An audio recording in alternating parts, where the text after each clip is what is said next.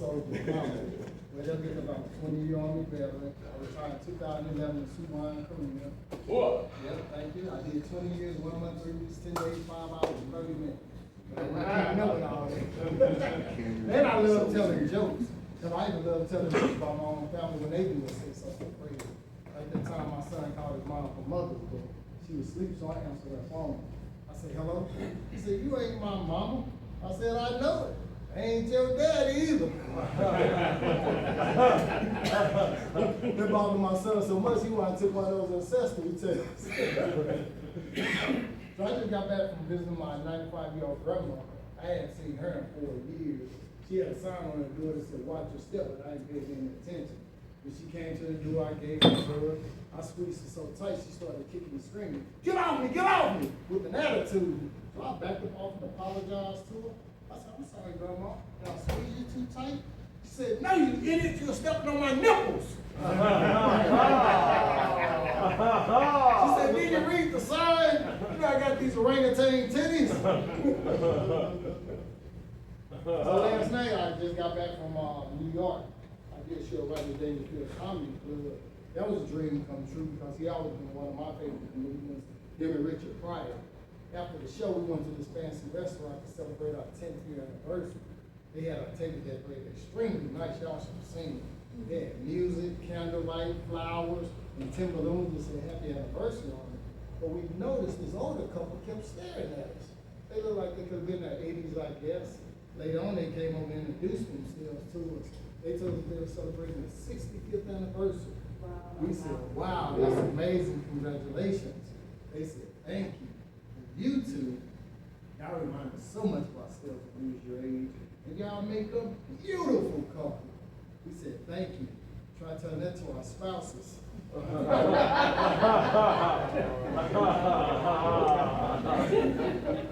Speaking of spouses, after 35 years of marriage, I'm finally starting to rub off on mine. Get your mind out the gutter. I ain't saying start to rule one out, and there's a difference. The reason I say that is because my wife is a very serious person. She don't normally joke around like I do. But the other day I was trying to fabricate a piece of material to go inside my suit coat pocket. And I told my wife, I said, I need to find something black and white to go behind this piece of material.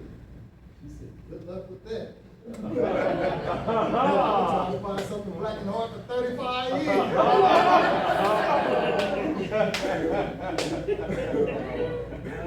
my God. Yeah, so since I retired from the military, I noticed they changed their rules and regulations. Because now I'm starting to see a lot of overweight soldiers. Soldiers wearing full beards and goatees. When I was in the military, we could wear beards and goatees, but now everybody's wearing it. Hell, I ran into a person the other day that had a nice goatee. He had the handlebar mustache with pillow on the end and everything. I asked him, I said, how do you get your goatee to look like that? She said,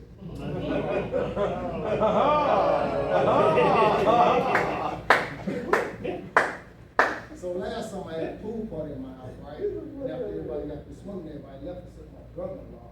He retired Navy guy. You know, they don't speak the same lingo as his Army guy. We use a lot of acronyms. I like that's when just to piss him off. You know, he's my brother, I can piss him off, right? So I remember he got out the shower, he yelled out to me, he said, yo, brother-in-law, you got any lotion? I said, no, I got some DSG, look in the medicine cabinet. He was in there about 5 minutes looking around. He said, I don't see it. I said, look on the top shelf in the back left-hand corner. He said, all I see is Vaseline. I said, that's it. He got pissed. He said, why couldn't you just didn't call it Vaseline? Why you have to call it DSG? I said, because it's dick spanking grease.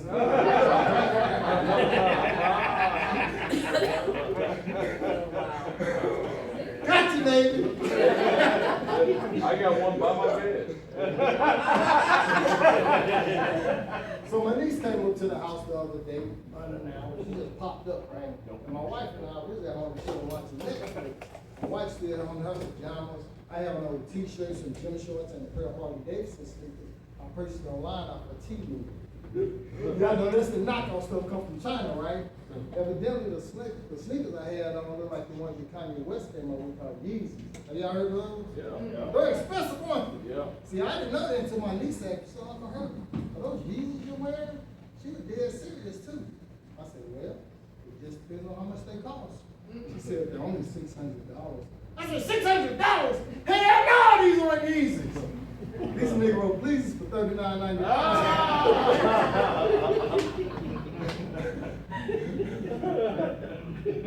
cousin, she upset with me. She upset with me because all of us went to go out to dinner. It was me, my wife, my cousin, and her fiance. My cousin was not going to get dressed. All of a sudden, I heard her yell out, "Yo, cuz, can I holler at you for a minute?" I went to her, I said, "What's up?" She said, "I need to be honest with you, okay?" I said, "Come on, man. That's the only way I know how to be." I spent 20 years in the army in integrity when I said on the gap, so I live by that. She said, "Okay." Then she asked me a famous female question. Y'all know the one that all females ask men? She said, "Does this dress make me look big?" I said, "No, not at all. As a matter of fact, you make it look small." You ever seen the husband say? So a really good friend of mine from California came and visited me last month. Real cool white dude. He's so cool, black people gave him a nickname. We nicknamed him Al, short for albino.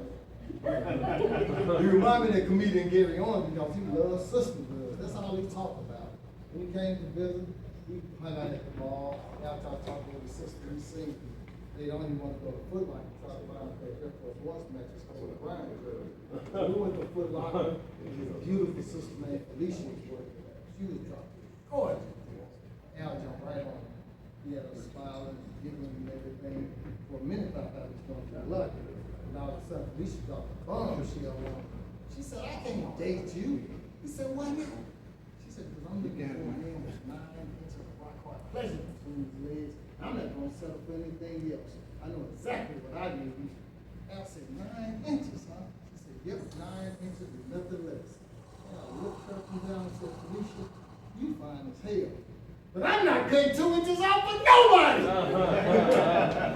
Felicia said, "Wait, what?" Al said, "Bob, Felicia." Growing up in the ghetto was rough. I'm from East St. Louis, Illinois, so I could grow fast. I went to all black school, right? It's different than going to integrated school because in all black school, you have to be ready to fight every day. And I went to school with some pretty good dudes, right? Most of them had beards and shit already. Yeah. And this was in the 4th grade. Yeah. You see, things around y'all take for granted. For instance, y'all go to the bathroom, y'all have real signs when y'all go, don't you? We didn't have that. Somebody wrote ours over the permanent marker. They misspelled words, you didn't know which door to go in. I remember one time when I was in 5th grade, I ended up going in the mock closet. There was 2 dudes in there shooting dice. And one dude said, "Close the door, you little nappy-headed thug, before you get us busted. You get us busted, I'll kick your butt." And that was the principal. See, y'all don't have that kind of stuff. Y'all sign clearly say guys, gals, and others are men, women, and others. Not our pimps, hoes, and tricks. When I was 10 years old, I was a bad little kid. Also bad, my parents had to homeschool me. But once a week they would send me to this private school. I didn't like it too much because the teacher was mean and drill something.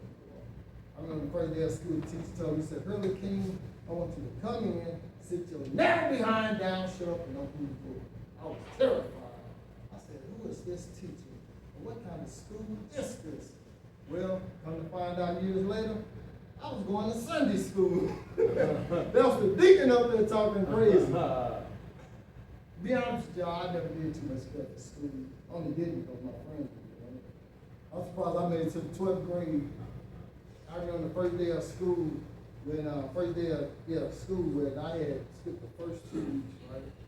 And right then God made up my mind. I said, "You know what? I'm not gonna even do this anymore.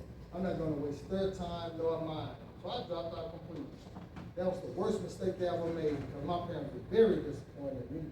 My mom and my dad cried, and I never seen my dad cry for anything. You could run him over with a bus and he wouldn't cry. So that bothered me. So I went and did like Larry the Cable Guy. When I got there, get her done. You know, a GED. Then I got into college. I went to school for 10 years straight.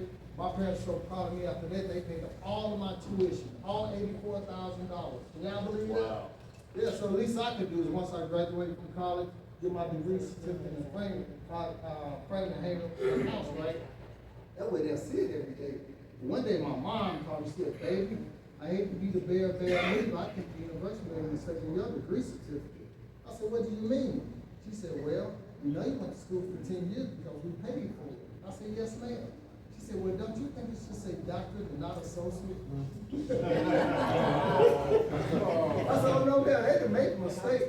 I partied my ass off the first 8 years. It's the last 2 when I took it serious. So, when I retired from the military, I got a job as an instructor, right? The company that hired me only hired retired military guys. They paid us very well. We traveled all over the country, teaching the Army and Marines how to do their job. What I like about the job is, on our lunch break, some of us go to the break room, play cards and dominoes, and talk trash to one another. Now, everybody knows when you get 2 or more black people together, you get pretty loud, can't you? Oh, yeah. Come on, white people, y'all know that. Yeah. Hell, just imagine 15 of us. We sound like the Trump supporters storming the Capitol building. Or we may just talk about the different disabilities that we developed from the war, things like Agent Orange, PTSD, cancer, and all the other stuff that's killing us. So now we're trying to be compensated for it. And our goal is to get 100% because that's what we deserve. But we got this one guy on our team. He been stuck on 90% for 10 years, and he had one of his legs blown off in Iraq. Wow. Now, don't y'all think he deserves 100%? Right. Well, so do I. But he's pretty much giving up on it. He said, if you ever get it, though, you're going to quit that job and stay on the fish because he loves to fish. But he one of the funniest guys on our team, though. I mean, one time I went to the break room and they were playing cards and dominoes, talking trash. He seen me, he said, what's up, King? Tell me something good. I said, man, you're not going to believe this article I just read. He said, you got that right. Because we all know you can't read. I said, nah, man, our judge aside, this is going to benefit everybody right here. He said, well, tell it to us then, brother. I said, the article said, if you've been diagnosed with erectile dysfunction, you may qualify for additional 15% for LBDS. He jumped up from the table and said, I got that. I know I got that. That's going to put me over the top right there, goddamn. He said, finally, I'm going to get my 100%. I'm going to quit this job and stay on the fish all day. The Samoan dude said, King, what is LBDS? I said, Little Bitty Dick Syndrome. That's my time, guys. I don't have anything on the stage.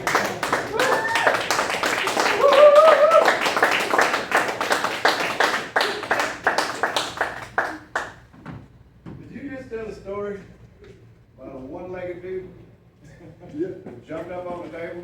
You trying to wonder why he's not getting 100%. That's it. We're jumping on the table, man. You'll get it.